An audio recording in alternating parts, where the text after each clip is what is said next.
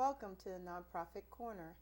This is our bi-monthly production where we have guests come in and they talk about their nonprofits. What we like to do is have you understand a little bit about the cycle of nonprofits, how you develop them from ground up, what it takes to sustain them, what it takes to find funding for them. We invite bankers, we invite fund developers, we invite all kinds of guests to give you more and more information on the world, inside the world of a nonprofit. So today we have a guest. Her name is Eve Purvis Allen, and she's from the world of veterans. And she herself is a woman veteran of many years and is bringing a lot of experience and history to the community of the East Bay. I actually had an opportunity to sit in on one of her meetings in Emeryville, and I was so delighted by all the things that she was discussing, and she was asking for my expertise. I actually felt like I was the one in the room that was naive and needed to just be a listener instead of the speaker. So Eve, welcome. Thank you. Thank you, Lenore, Yes. for having me. So I really, really want you to take this opportunity to talk about yourself. I know that's a little difficult. Wow. But I read your resume and it's so impressive. You've done so many things. Wow. Shirley Chisholm was my congresswoman, and for those who know Shirley Chisholm, long before there was Barack Obama, Shirley Chisholm was the first African-American woman to run for president. And so growing up as a child and being in picket lines with her and my mom as a young mom, I learned about community service at a very early age. Way before I even thought about joining the military, I knew that, we were required to serve because we could speak when other people's in our communities couldn't. Okay. But how did you go into the war, deciding to be a veteran, deciding to be in the military? I know I'm a child of a veteran. 25 years plus my father served. Oh, thank him for his service. Yeah. And all of his brothers served 20 plus years. Wow. And I just know, thinking about that's a hard decision. Then it was easy because people were going into the war because then young black men didn't have jobs. Right. So the first thing they thought was, let's go into the Army. Actually, my grandmother said, you're going into the Army or you're going into the service. Pick the one you want to go into, Wow. but you're going. But you made it a conscious decision to do that.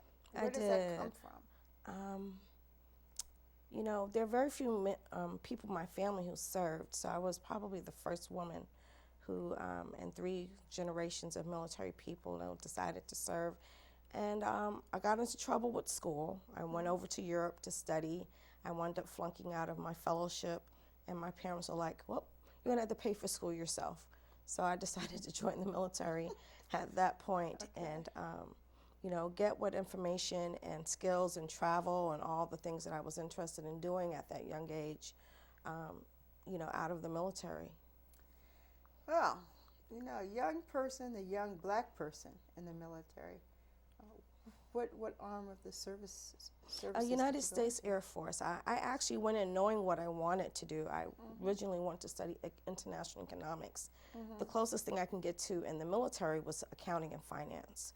Okay. So, I scored very well on the ASAP, on the Armed Forces Aptitude Vocational Battery Exam, and I qualified to go in as an accountant. However, when the Gulf War kicked off, people who are admin are given wartime jobs, and I had several wartime duties. So when young people join during peacetime or whenever you join, you never know what you're going to be called up to do. Okay, now here I'm naive. What is a wartime job and wartime duty? What does that look like? For those who are administrative and not people that are on the flight lines or soldiers, we're pulled from behind our desk and we are put into front lines, sometimes security police. And in my case, I did security policing for some of our fighter jets, as well as hazardous materials for weapons of mass destruction. So I was trained in both of those for my wartime duties. Wow. Yeah. So a young woman who is getting in trouble, trying to decide how you're going to pay for your education, you're now looking at weapons and weapons of mass destruction.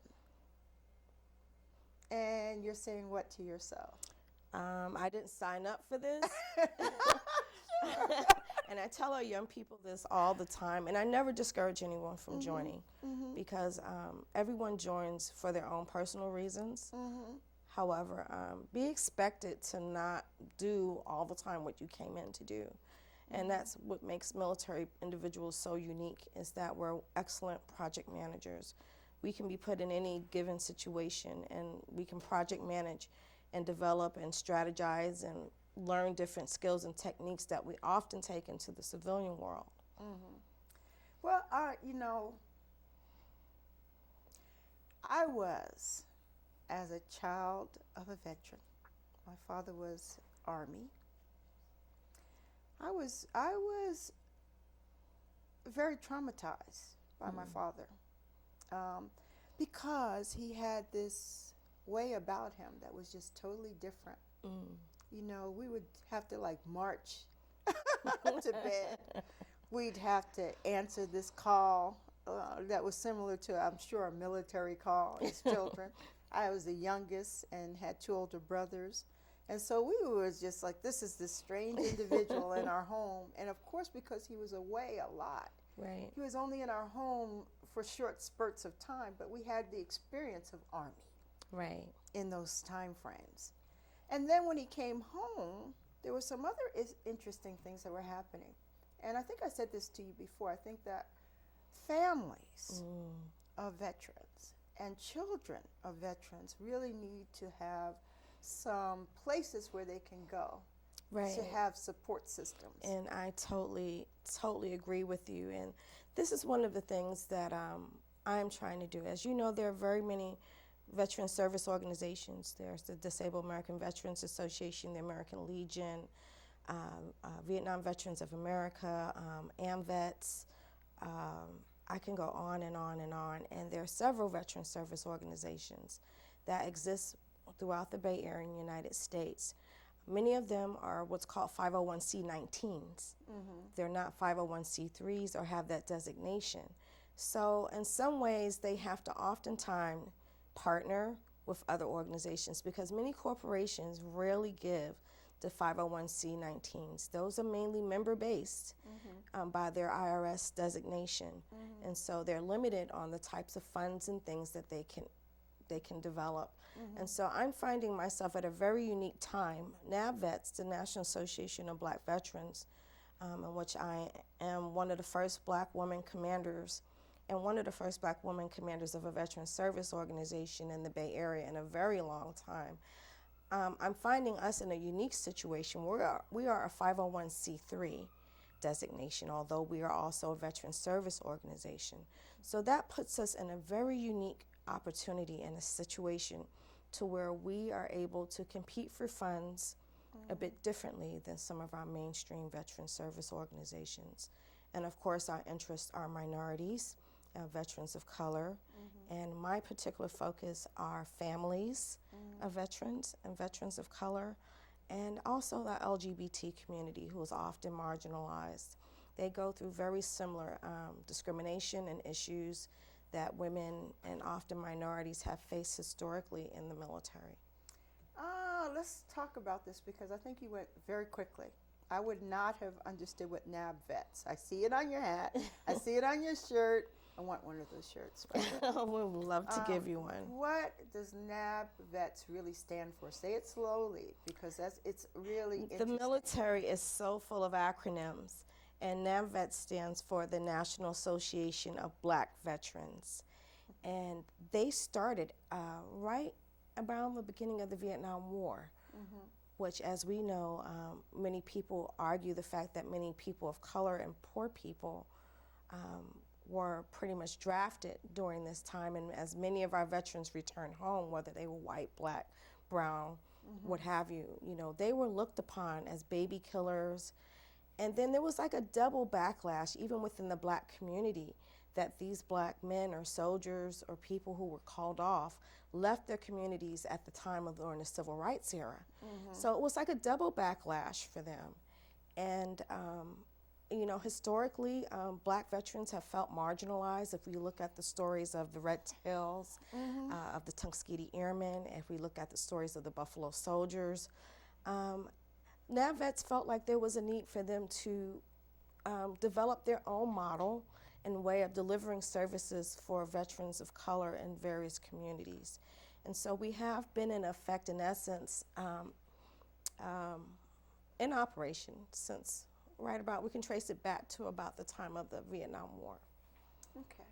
This is interesting because, you know, the movie Red Tails, I think, educated a community. Yes, it did. About some things that are going on and historically went on. But the question I have is more than just black vets, but veterans in general. Right. What I see in our communities, and we talked about this, is the homelessness. Yes. And the mental illness of some of those vets that are walking the street that are not dealt with. The mental illnesses.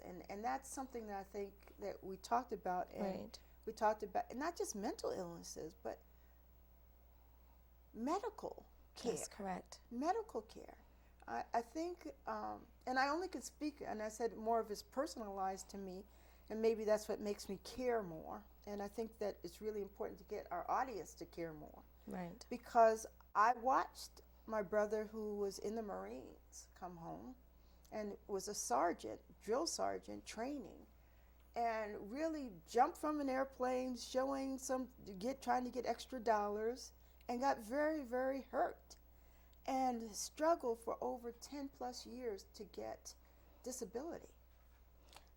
And then he's talking to me after being homeless on the street of other vets he sees that he really has to spend time trying to educate them on the services and try to get them to understand how to complete forms and to get the services. And even with that, still those services are not there for them. So can you speak a little bit about ways we can help and things you're doing to support those efforts? I can. When I returned home from the Gulf War, I was homeless myself. And then I began to get ill, and I actually wound up losing my home and being homeless the second time. Veterans, because of lack of resources and timely support of resources and things that are available to us, oftentimes do not get that information until after, unfortunately, we've fallen through the cracks. And currently, because of the plethora of problems that are going on with the the veterans regional offices with processing of claims, there is a serious call for us to do more outreach and to make sure that these new women, young men and women that are coming home don't fall through the same cracks and crevices as our Vietnam veterans and veterans before this current war, as I'm a Gulf War veteran as well.